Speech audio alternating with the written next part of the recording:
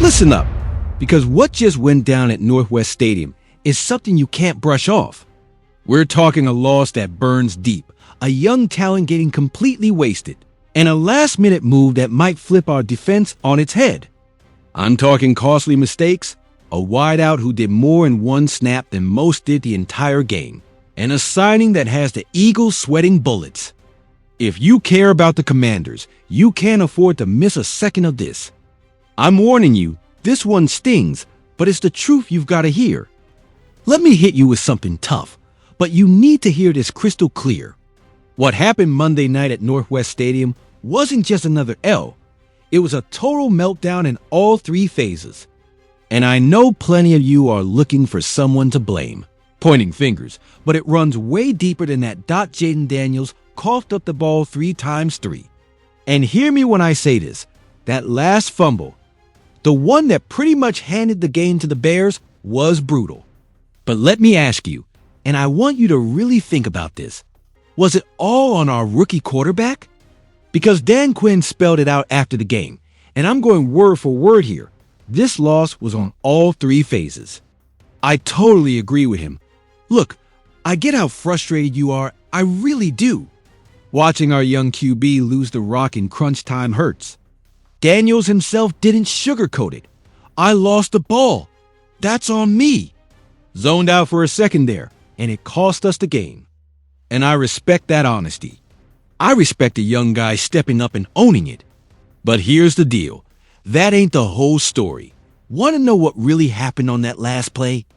Daniels took the shotgun snap, turned to hand it off to Jakery Krosky-Merritt, who was lined up right behind him in the pistol. As our quarterback tried to give him the ball, it slipped out wasn't really a handoff. More like a toss that smacked Krosky-Merritt in the gut and bounced right to the turf, where a Bears defender jumped on it. Straight up simple, and straight up devastating. But let me ask you this. What about the missed field goals? What about all the whiffed tackles? Blown assignments? Balls that slipped through our hands? Penalties at the worst possible times? Because that all went down too, folks. Every last bit of that helped us lose. Let me set the whole scene for you. Even when we grabbed hold of the game from about midway through the second to halfway through the third, there was that nagging feeling some huge mistake was waiting to bite us.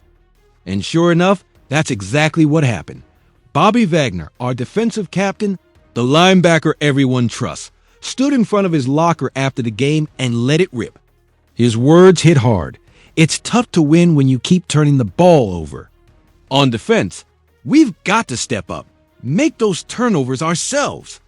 We should have done better, plain and simple, giving the offense more shot stock, and that, right there, is leadership. That's a veteran owning the loss as a team. Darren Payne backed him up, saying on defense, we have to find a way to go get that ball and just hand it back to our offense dot. So let me hit you with this. Where does a team go after losing like this? In front of a sold-out crowd, no less. Quinn and his coaches have to solve this ASAP, with a trip to Dallas coming up Saturday.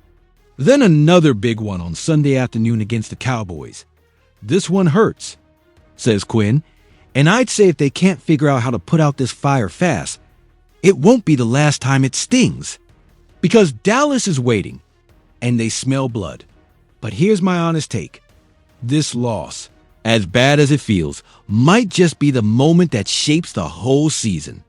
This could be the time when this young squad, led by a crazy talented but still green rookie QB, decides whether they're going to let this loss define him, or if they use it for fuel. Daniels owned up. The D admitted their part. Quinn called out all the issues. So now what? Because I'll tell you this, the talent is there. The ability is there. What they need is to lock in when the pressure's on. Cut out those killer mistakes and play some real team football, where every phase has each other's backs. And here's my prediction. This bunch will answer the call. Maybe not right away. Maybe it gets darker before it gets better.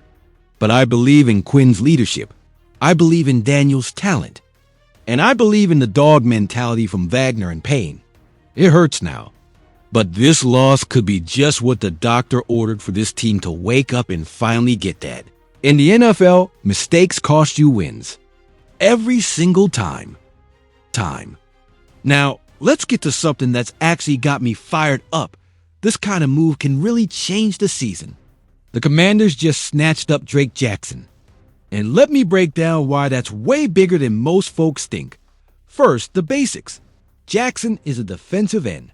24 years old, 6 foot 4 inches tall, 273 pounds, coming over from the Niners. Picked in the second round back in 2022.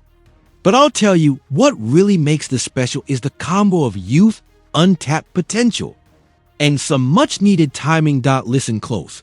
The Commanders are out here needing bodies, needing help anywhere they can get it. Adam Peters, our GM, pulled some rabbits out of his hat this offseason. But you can only do so much before you run into roster and cap problems. Sometimes you've just got to get lucky. Snag a guy in season who gives you low risk and huge upside. That's what Jackson brings to the table. Let me put all the pieces together for you. The Commanders were one of several teams who brought Jackson in for a look, and he picked Washington. After losing Kendrick Bourne earlier this season, this signing feels like a win. And get this, the Philadelphia Eagles, our division rivals, also had Jackson in for a visit. They needed him real bad after Zadarius Smith retired last week as their sack leader. See what's happening here. We beat out the Eagles for a big ad. And that's not random. That's Adam Peters working his connections, doing his homework, and reading the room better than anyone else. Peters was in San Fran when the Niners picked Jackson in 2022, so he knows this guy better than anyone. Let's be real, Jackson's coming off a serious injury. Tore his patellar tendon in 2023. But he's cleared, and he's only 24. There's a bunch of flash plays in his early career, and that's what makes this signing so interesting. Now, why did we need him so bad? Simple but not a good look. Our defense has been bad, period. Dorrance Armstrong has been a bright spot getting after QBs and slowing the run. He just got his 6th sack this year. Top 5 in the league in sacks and pressure rate through the first 6 games. But here's the catch. We all saw what happened when Armstrong had to step out for a bit against the Bears. The Commanders already lost Dietrich Wise for the year. Plus Giovanna Jane Baptist out for a while too. They grabbed Preston Smith a few weeks back and he's starting to contribute. But we still needed fresh legs and more youth. And that's what Jackson brings. He brings speed and youth to the D. We don't know exactly how he'll look coming off that tendon injury. But he's clear. He's still young. And a legit 6'4" and 273. Who can play anywhere along the line and fits the system. Here's my vision. Jackson probably lines up across from Armstrong once he's rolling. But they'll shift him inside on obvious passing downs, especially when Von Miller checks in. The Commanders only had 5 draft picks last time around and got 6 lined up for the 2026 draft. So getting a young guy like Jackson to hit could be like stealing an extra pick. Here's the last thing. This is the kind of move that marks the difference between a good GM and a great one. Peters isn't waiting for draft day, isn't sitting around hoping the problems handle themselves. He's getting out ahead, making things happen, grabbing upside talent when it's wide open. Remember what I just said about the Bears game? All 3 phases let us down. Well, here's Peters saying, let me give you some tools so that defensive side gets better now. That's leadership. That's vision. But look, let's keep it 100. Jackson's not going to fix everything overnight. He's coming off major injury. He'll need time to get up to speed, get used to the playbook, regain form. But the upside is real, and that fires me up. Picture it. Armstrong steady bringing the heat, like he's done all year. Jackson on the other edge, his speed and athleticism wrecking the pocket. Von Miller sliding inside as a pass rusher. That's a D-line that creates chaos, forces QBs into bad throws, and finally delivers those turnovers. Wagner and Payne say we've got to make. Here's my bottom line on Jackson. He's about to surprise a lot of people. Those flashes he showed in San Fran weren't no accident. Peters knows talent, and Jackson's going to help our D right when we need it most heading into the Cowboys matchup. Now, let me talk about something that's got me straight up frustrated. Luke McCaffrey is getting totally slept on. And it's a huge problem for this offense. First off, the rundown. McCaffrey has been a revelation this season. Not many expected the wideout to have any real impact after the Commanders loaded up on offense all off-season. But right when it felt like all hope was gone, he became a real part of the game plan. Now, with Terry McLaurin and Noah Brown both sidelined for the huge Monday night tilt against Chicago, most fans figured McCaffrey would get a way bigger role, especially with Deebo Samuel, Sr. banged up by a heel injury and not really able to help. But here's what actually happened. Cliff Kingsbury didn't dial up plays for McCaffrey, or Jaden Daniels just didn't trust him enough in big moments. Either way, they should have. So here's my question. How is it possible a dude this explosive, this dynamic, this productive gets just one target the whole game? But let me tell you what happened with that one shot. McCaffrey made every inch count. The 2024 third rounder took advantage of busted coverage and took it 33 yards to the house. That was it. The former Rice star never got another look. And it was just as shocking as it was aggravating. Here's what I want you to chew on if you have a guy who turns his one. Look into a 33-yard touchdown. How do you not find more ways to get him the ball? Seriously, isn't that basic football 101? But it gets worse. There's another area where McCaffrey's making noise, and it's got me super pumped about his upside. He's turning into one of the best kickoff return men in the league. His speed, vision, and ability to find seams gave the Commanders awesome field position all game. That's no fluke. It's something he's been doing all year and down the stretch last season. Bottom line. McCaffrey is a straight-up playmaker. The Commanders got to use that in the passing game, while so many veterans are hurt or not 100%. He made another strong case on limited touches. S.O. Kingsbury has to ditch the training wheels and let his second-year guy run. I'll say this with all the confidence. There's not much more McCaffrey can do to earn more snaps. He's making the most of almost every chance he gets as a receiver. He's tearing it up in the return game. He's a non-stop worker with the right mentality to keep growing. With the Commanders looking for a real spark on offense, Kingsbury could do way worse than turning him into a focal point. But here's where the problem comes in. McLaurin and Brown are on track to come back soon, and that shifts things. How much they'll really be able to handle after being laid up is up in the air. But sending McCaffrey back to bench duty after what he's shown lately would be an organizational fail. So let me ask you, what else does this kid have to do? Score 2 touchdowns on one play? Return 3 kicks to the house in a game? What are we even waiting for? From my point of view, he's crushed every single expectation and still isn't getting the shot count he should.